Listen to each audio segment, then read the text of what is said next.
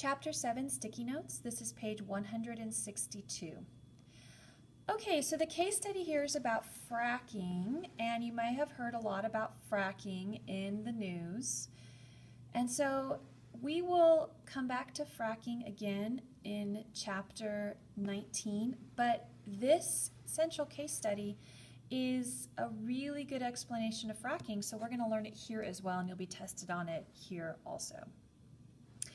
We have fracking going on in different states. The case study happens to be about the Marcellus Shale Formation here in Pennsylvania and Ohio, but again, it's in a lot of states. It's in Oklahoma and Colorado and all over the Midwest, and even in California we have some fracking as well. Not as much, but some.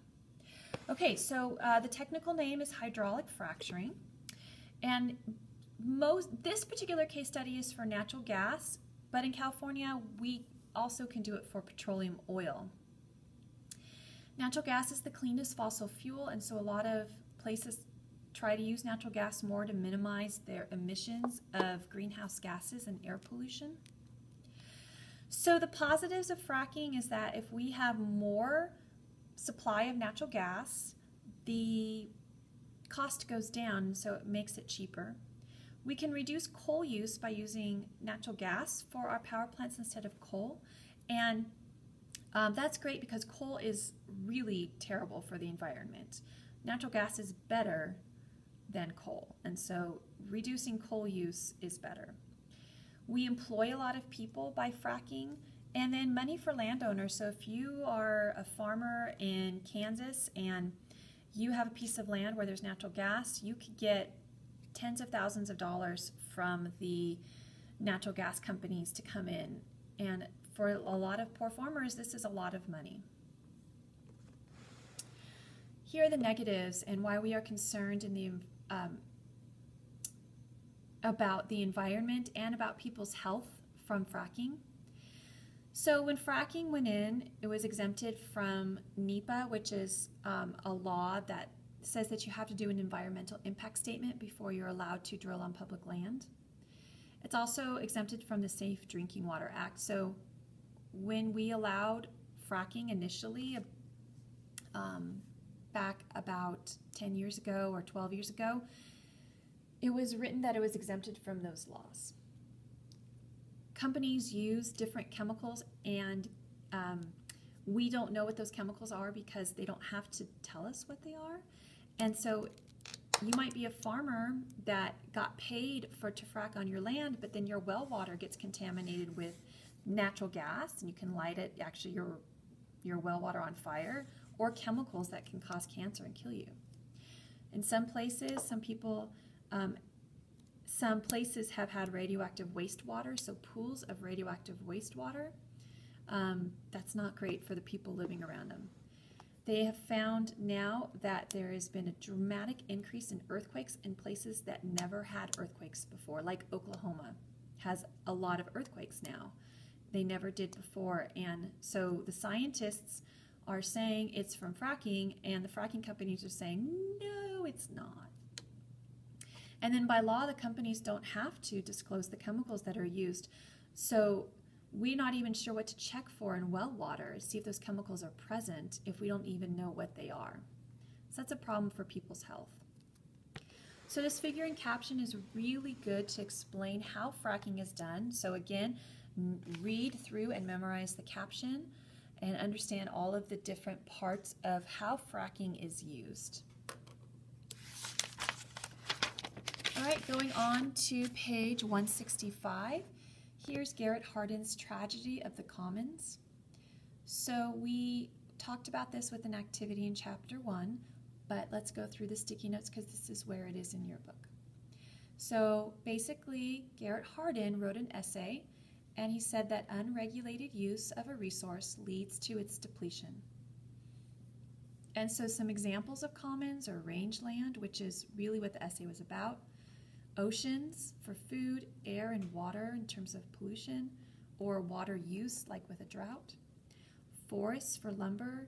Forests also provide clean air, water, and recreation. So what are our solutions to prevent tragedy of the commons? Laws, quotas, and limits are all solutions. People won't regulate themselves, so you have to set up laws and regulations. Okay, turn all the way to page 173. On 173, we talk about the first wave of environmental policy from the 1860s to 1900. And really, environmental policy does not necessarily mean protecting the environment. This particular wave of environmental policy was not about protecting the environment. It was about conquering nature, westward expansion. There were some laws passed during this time. The Homestead Act really settled the prairie, and that biome is almost completely gone due to the Homestead Act. The Mineral Lands Act basically gave free mining on public land to anybody who wanted to do it, and they did not have to pay for environmental cleanup. This law is actually still in effect. It was never taken off the books.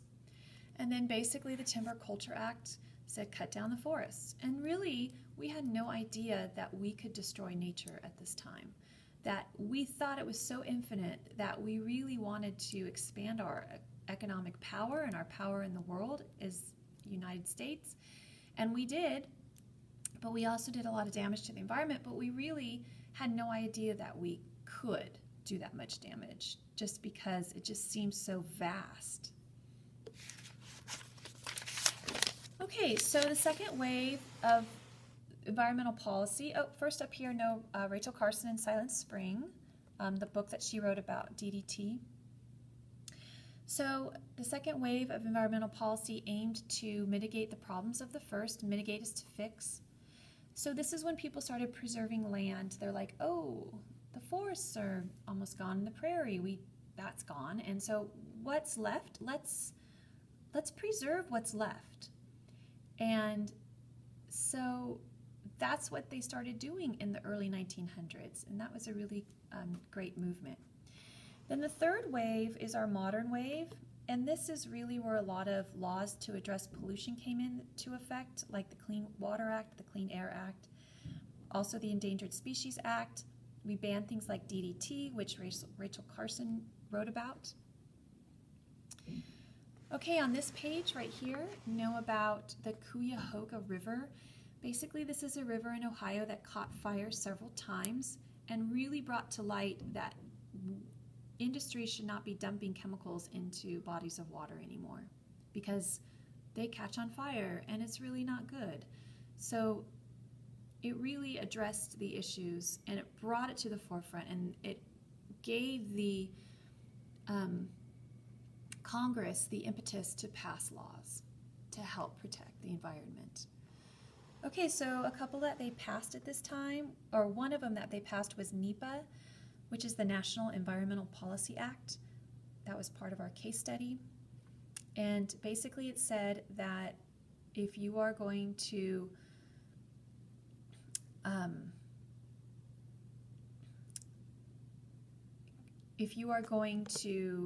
use public funds or public land, you have to prepare an environmental impact statement. And then you also need to know what the EPA is. Now, the EPA is an agency, not a law. So this one's a law, that one's an agency. Don't mix them up. So that's the Environmental Protection Agency, and its role is to enforce the laws that Congress passes. So Congress has to pass environmental laws, and the EPA has to enforce them. The EPA cannot enforce things that Congress does not say it can enforce. So EPA cannot make laws, it can only enforce the laws that Congress passes. And then here's a bunch of other really important laws that were passed during this time. You will have to memorize all of them at some point and what their provisions are. Provisions are, what does the law say? But we will study these laws in the appropriate chapter, and so you'll study them as part of the chapter that they go with. All right, on page 126, you do need to know all the laws on this page for your next exam. Some of them we will review again in the appropriate chapter, but go ahead and make sure that you memorize these certain laws on this page, and then we'll memorize some more later. So, do you have to know the years? No. But do you have to know what they say? Yeah. So basically just know what the law says for all of these particular laws. Going on to page 181. Know the definition of subsidy. So basically it's money from the government either through a tax break, a tax credit, or some sort of resource for free, like a road. It makes products artificially cheap because taxes pay for part of the product. So examples are gasoline. We subsidize oil. Without that subsidy, actually gas would be more expensive. Seems weird, but it's true.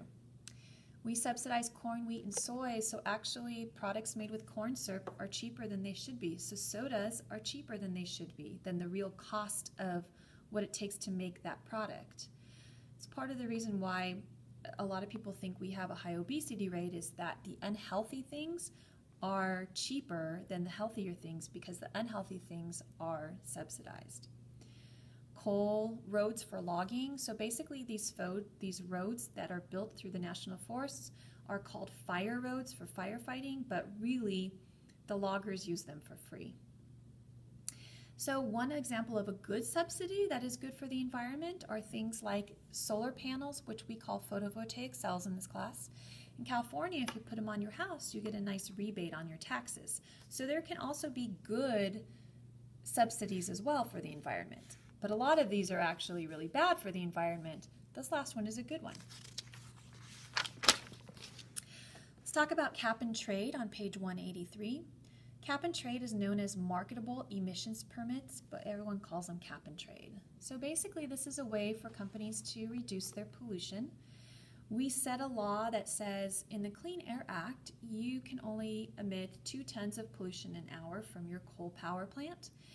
Or let's say here 10 units of pollution, but this company only uses 5, then it can sell or trade those other allotments of what it can pollute, but it doesn't, to another company whose plant is dirtier.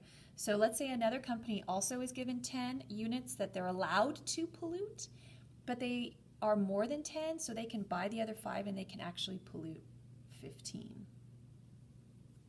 So it's a way to reduce air pollution, water pollution, and also greenhouse gases. They're being used in California for greenhouse gases. That's it for Chapter 7.